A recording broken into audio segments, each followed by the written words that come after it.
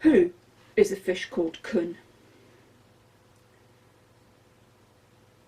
I want to start by pointing out what may seem obvious if you've read the sample translation or interpretations of the opening 5 lines, that the chuangzi appears profoundly bizarre. It's also one of the foundational texts of Taoism. Next, I'd like to point out that what all of these translations or interpretations have in common is that they all offer a narrative approach, a storytelling option, be that prosaic or poetic, featuring characters, albeit bizarre and fantastical ones. Placing my cards on the table, I'll straight away say that I'm offering a radically different interpretation of this. My contention is that the opening lines of the chuangzi text represent the fundamental principles of Taoism in terms of yin-yang, and I want to explore that using what I'm going to call a yin-yang language approach. This was not a hypothesis I started with, it's a discovery I made while developing my own interpretation. That said, here is my version of the first 5 lines.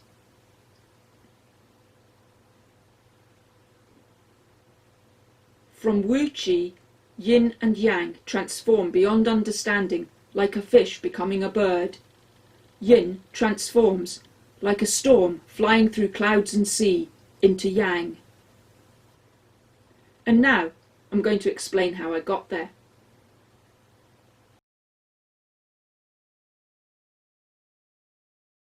My process is one of delinking from the standard model. That means moving away from translation, through interpretation, and from commentary towards companion. This is an approach offered by Kwang-Ming Wu in his Butterfly as Companion, but I started developing my own theoretical perspective before I had read his meditations. So I'm offering my own personal meditations, and I'll digress in a minute to give you my first impressions. But first, I'd like to state that for me, engaging with the chuangzi has been about working out how to break free from being stuck in traditional narrative concepts. As I developed this, I believe I discovered first principles hidden as code in the text. That's an exciting, but possibly very challenging statement. The story versions of Kun the fish all have their merit, but I suggest they're really just ways into the deeper meaning.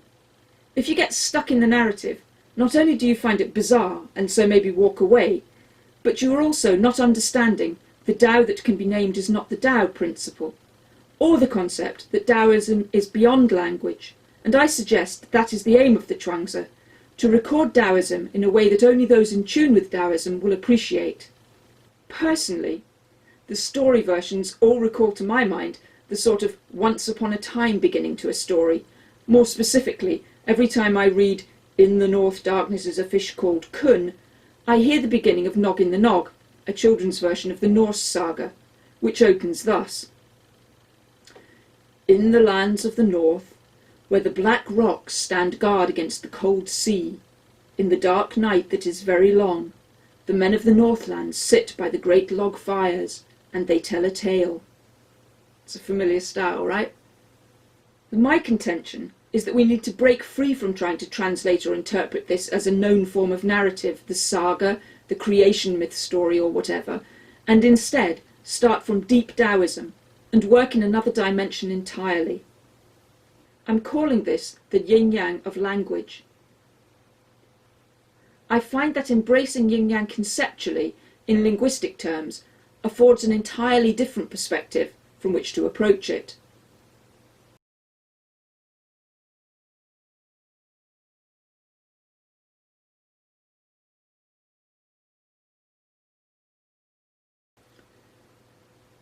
Delinking requires action on the part of the individual, the necessity to go out on a limb and not get caught up in the authority of authority.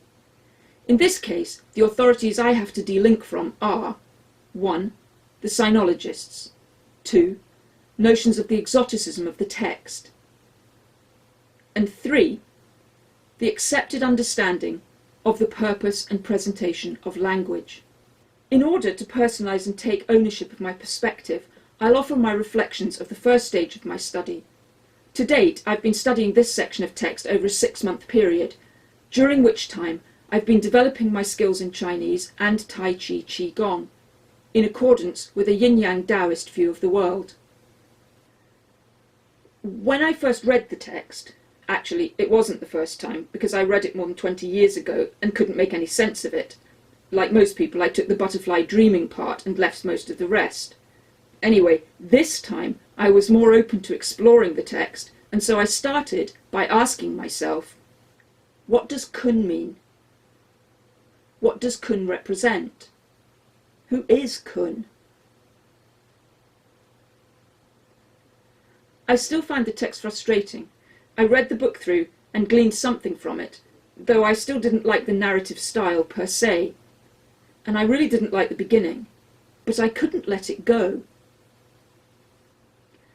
After grappling with it for quite a while, I read it one time and I laughed out loud. I suddenly felt that fish. Kun, I thought, I know you. But that was after I realised that kun was an analogy, not a character. And as such, getting introduced personally to kun affords a good introduction to the Chuangzi. But it's not the kind of introduction we're used to. It's an introduction into a world of infinite dimensions, which is the very world I was looking for. And so, kun became my friend, my guide. When I couldn't focus on Tai Chi, I would say to myself, in the darkness of the Northern Ocean there's a fish named kun, and that made me smile, and made me relax, and made me get over myself and my thoughts. It's so ridiculous, a fictional fish named kun. Something slippery to hold on to. Help me, kun. Hey, kun, I would say, and laugh at myself, because I know kun is not a god. Speaking to kun simply became a way to remind myself that there are things beyond words. Kun exists as a concept in my mind, not a character, but a shadow picture, a mind dance. I don't know what kind of fish kun is. It doesn't matter. He's in the depths of a place in water where I will not be. Beyond my 5 elements Qigong practice, or in order to focus on them, earth, metal, water, wood, fire, there is kun. Do it for kun, I would say to myself when I was trying to get a move right, and getting it wrong because I was trying. Kun is so elusive and ridiculous a concept that I find myself not concentrating on trying anymore, and then I can come back to calm emptiness more quickly. To focus not on what is, but what is not. I found my way to kun backwards through the text, and kun is the pivot now for so many things.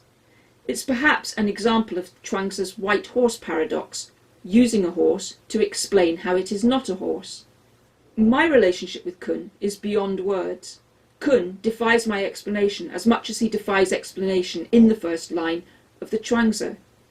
He serves to tell the reader, hey, you're not anywhere you've ever been before.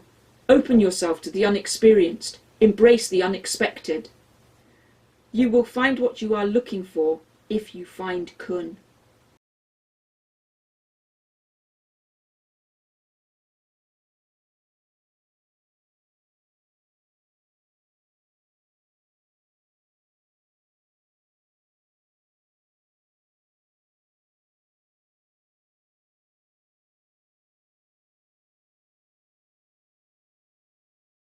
Using a delinking process, my methodology basically works as follows. 1. Translate the text character by character. And 2. Once I have a literal meaning, I leave it behind and explore the figurative possibilities, but not limiting myself to a traditional narrative approach. I've come to appreciate that the story is just a gateway into something deeper. In doing this for the first 5 lines, I came up with a completely different translation to all of the standard ones by placing a value or interpretation on them, which is rooted not in standard language used to create a narrative, but in what I've called yin-yang language. It's something beyond language, which points towards developing a deeper meaning. Going through the text line by line, all the characters need interrogation. Here's an example of the first line.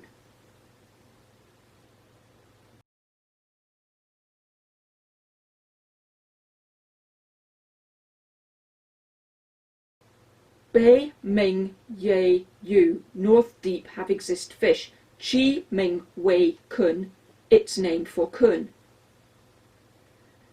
Ming, deep and name, note the different characters.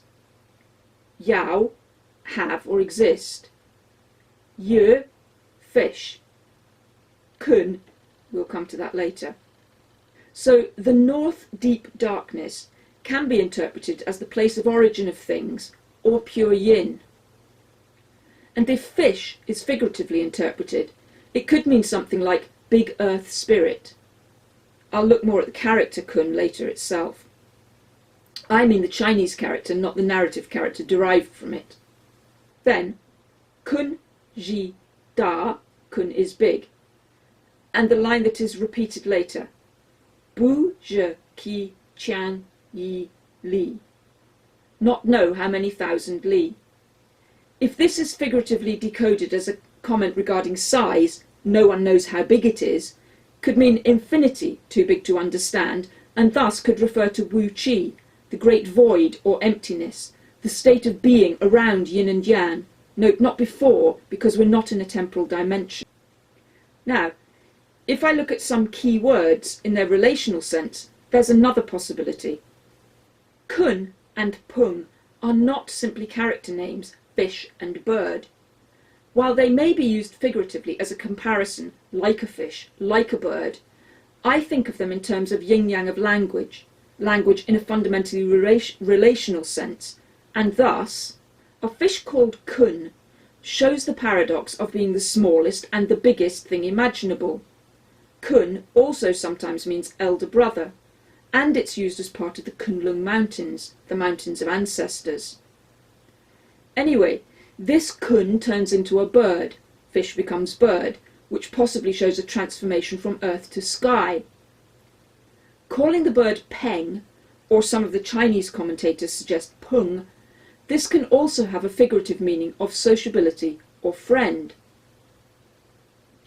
So I suggest we might offer a partial decoding of Kun and Pung in their relational yin-yang sense, as inviting our consideration of the relationship between individual and society from a range of perspectives.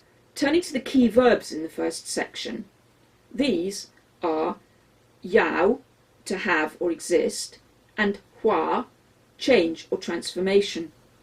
Again, we can read these relationally as yin-yang language, thus showing the embedded relationship between existence and transformation, which is yin and yang.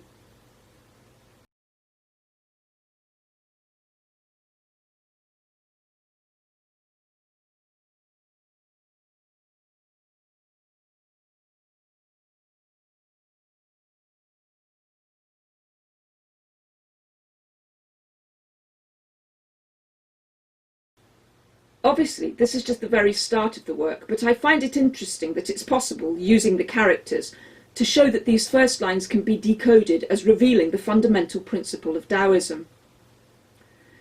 It's surely as valid as the more traditional readings, which are fantastical and often plainly bizarre. Exoticizing the Chuangzi isn't entirely appropriate or necessary if instead of showing his weirdness and linguistic cleverness, one takes the approach that he is using those elements for a purpose. There are two other points I want to have as running conclusions just now. The first is to do with philosophical and religious Taoism. There's a danger, I think, in retrofitting religion onto this early Taoist writing. Of course, calling it philosophical is also putting a name on the nameless, but I do think we can argue that philosophical style Taoism came before religious style Taoism. I've never believed that in the beginning was the Word. I believe that we created God and religion to solve certain existential problems, and so I suggest that Taoism is something that comes from before this time.